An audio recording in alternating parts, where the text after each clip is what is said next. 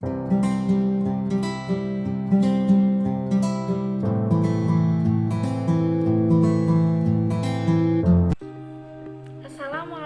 warahmatullahi wabarakatuh. Perkenalkan, nama saya Meliawati, NIM 181221104. Dalam video kali ini saya akan menyampaikan sedikit materi tentang bagaimana cara mengatur waktu bermain gadget pada anak.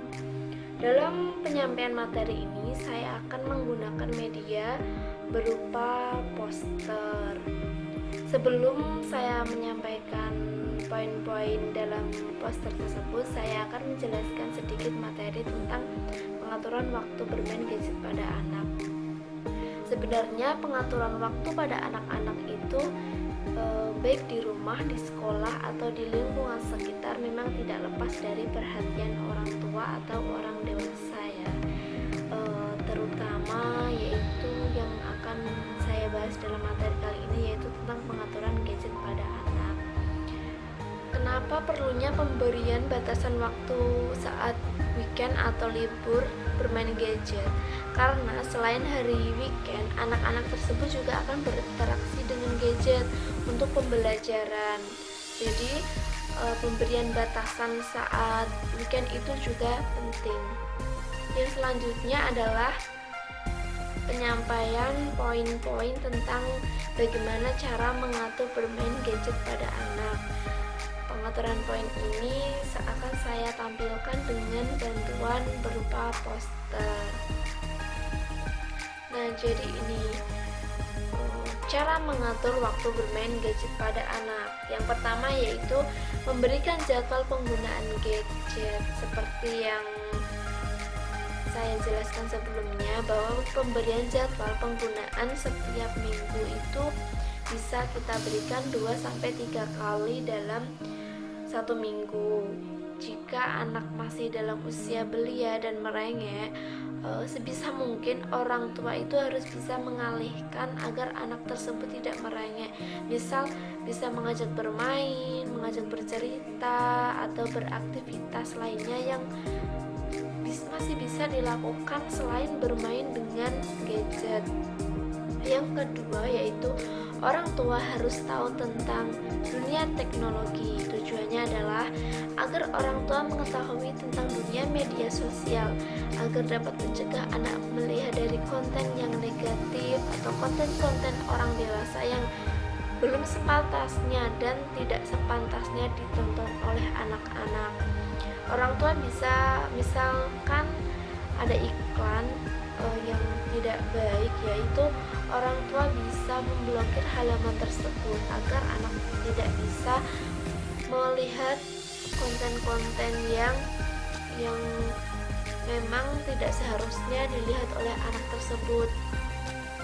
Yang ketiga yaitu orang tua wajib menjadi contoh yang baik. Kenapa? Karena di usia anak-anak itu akan menirukan apa yang ada di lingkungannya, apa yang dilakukan oleh orang-orang di sekitarnya, terutama orang tua, karena orang tua adalah orang yang terdekat dengan anak.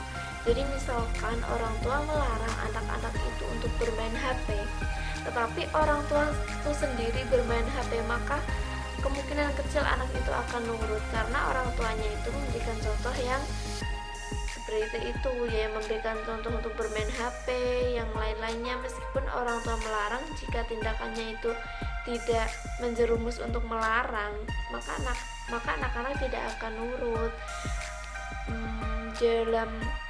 Dalam pemberian contoh ini sebenarnya banyak hal-hal sederhana yang bisa orang tua lakukan. Misalkan ketika ada waktu yang segan, ada waktu longgar, orang tua itu bisa mengajak anak bermain, mengajak bercerita, menanyakan tentang hari-harinya, tentang kegiatannya, tentang tugasnya, dan masih banyak kegiatan-kegiatan lainnya untuk mengalihkan dari gadget. Yang terakhir yaitu tentang memberikan durasi penggunaan gadget. Dalam pemberian durasi ini hampir sama dengan penjadwalan penggunaan gadget ya. Jadi pemberian durasi ini itu misalkan memberikan durasi sampai 1-2 jam per hari atau beberapa jam dalam 1 minggu. Hal ini bertujuan agar anak tidak kecanduan, atau seminimal mungkin memberikan jeda ketika anak bermain HP. Misalkan di hari weekend. Di hari weekend orang tua bebas atau memberikan gadget pada anak, tapi bukan berarti 1 hari full anak itu bermain gadget. Misalkan diberikan jeda, anak bermain gadget 1-2 jam, kemudian orang tua memberikan tugas, memberikan kegiatan, memberikan hal lainnya yang tidak ada hubungan dengan gadget. Kemudian setelah ada jeda berapa jam atau jeda yang lumayan lama, bolehlah anak itu bermain gadget kembali. Tetapi orang tua itu tetap harus memantau anak ketika bermain gadget, karena meskipun orang tua itu sudah memblokir situs-situs yang tidak pantas ditonton oleh anak, maka kemungkinan besar tuh anak itu bisa saja tidak sengaja atau memang sengaja melihat konten-konten yang tidak baik ya.